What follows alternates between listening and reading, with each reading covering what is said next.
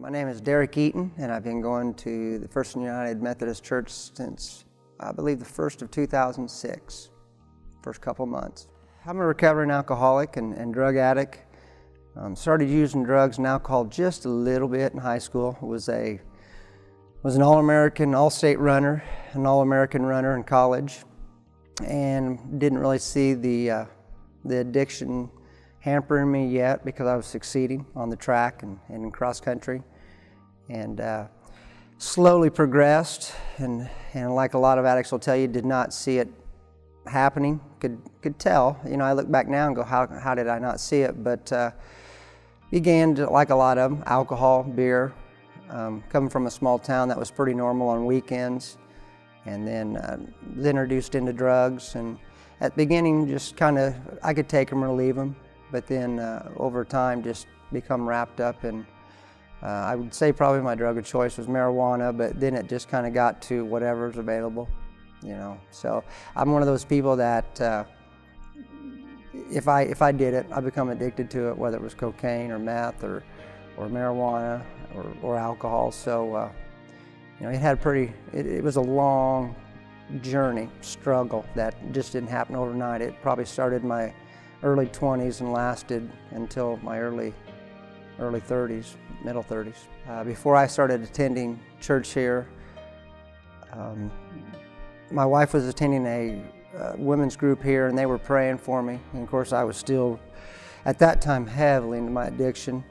And she was telling me, and other ladies were sending me things telling me they were praying for me, and I appreciated it, but really didn't understand the importance of it. And so this church is the beginning of a new me.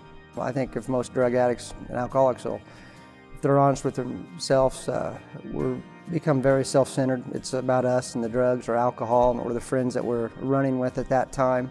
So number one, my wife stood by me and forgave me for not being around and not being a good husband, and probably just prayed for me. And as I said, she was attending a women's group here, and these were women that maybe saw me once in a while. I would come to service on special occasions, you know, the Easters and the Christmas. So they knew what I looked like, but did not know me as a person, and were praying for me. So I would say the main thing that they did was just, you know, they asked the good Lord to help me with my struggle and to move me. I look back now, and I knew at that time something was going on. Before I hit rock bottom, God was already working on me, and I just knew, even though my drug use didn't stop, I actually stopped drinking several years before my drug use. And so he was moving me. I found myself starting to read some devotionals and things like that my wife would bring home, and she would write some notes down on the program or bulletin here at church, and I was starting to read them, and I would check out a book every once in a while, and still was using heavy.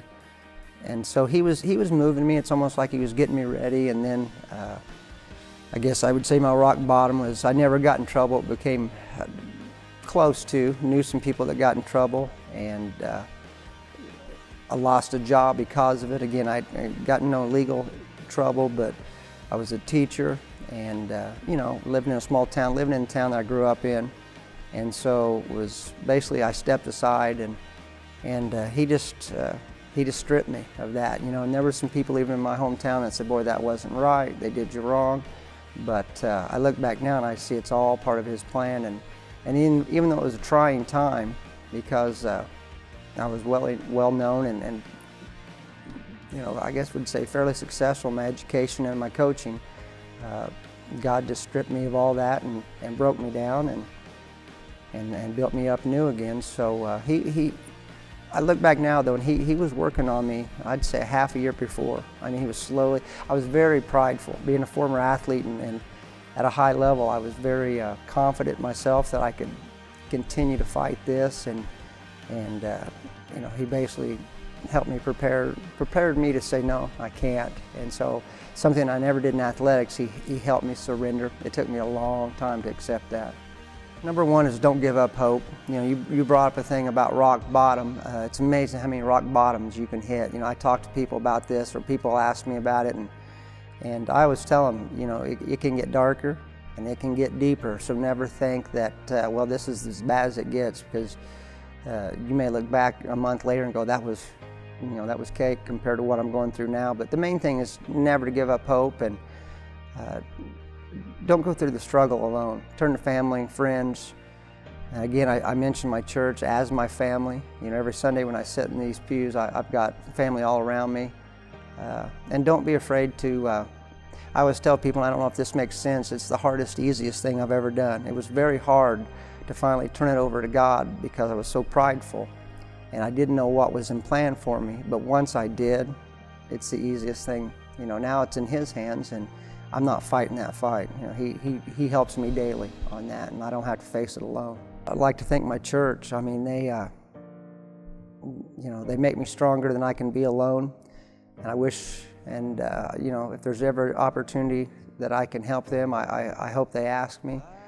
Again, this church means everything to me. We travel. Sometimes people say, well, why do you drive to Mattoon to go to church? And it's because this is where the people I love are. I mean, I love the people in my hometown, and I love the different churches and the congregations there, but this is where I found God, and this is where I come every Sunday to be with Him and to honor Him, and so I thank them from the bottom of my heart.